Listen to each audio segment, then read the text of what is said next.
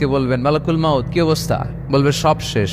মাইয়াপ্পা কে বাকি? মালাকুল মাউত বলবে জিনেরা বাকি, যাদেরকে দেখা যায় না। আল্লাহ বলবেন জিনদেরকেও শেষ করে ফেলো, রুহু কবজ করো। মালাকুল মাউত আজরাইল জিনদের রুহু কবজ করবে। আল্লাহ এবার জিজ্ঞেস করবে ইয়া মালাকাল মাউত আখবিরনি মাইয়াপ্পা, এবার বলো আর কে বাকি? মালাকুল মাউত বলবে আল্লাহ মানুষগুলো সব শেষ, জিনগুলাও শেষ, এবার বাকি ইবলিশ শয়তান। কে বাকি? ইবলিশরেও শেষ করো, ইবলিশও শেষ।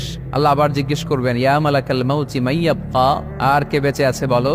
মালাকুল মাউত বলবে আল্লাহ আপনার কথা অনুযায়ী পৃথিবীর সব মানুষের রুহু কবজ করলাম, সব জিনদের রুহু কবজ করলাম, ইবলিসের রুহু কবজ করলাম, এখন আছে শুধু ফেরেশতা। আছে কারা? যাও ফেরেশতাদের রুহু কবজ করো। ফেরেশতাদের রুহু কবজ হয়ে যাবে। এবার আল্লাহ জিজ্ঞেস করবেন ইয়া মালাকাল মাউত আখবিরনি মাইয়াপ্পা।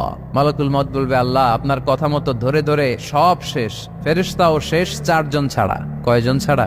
জোরে বলেন কয়জন ছাড়া? ইসরাফিল, জিব্রাইল, মিকাইল, আজরাইল। আল্লাহ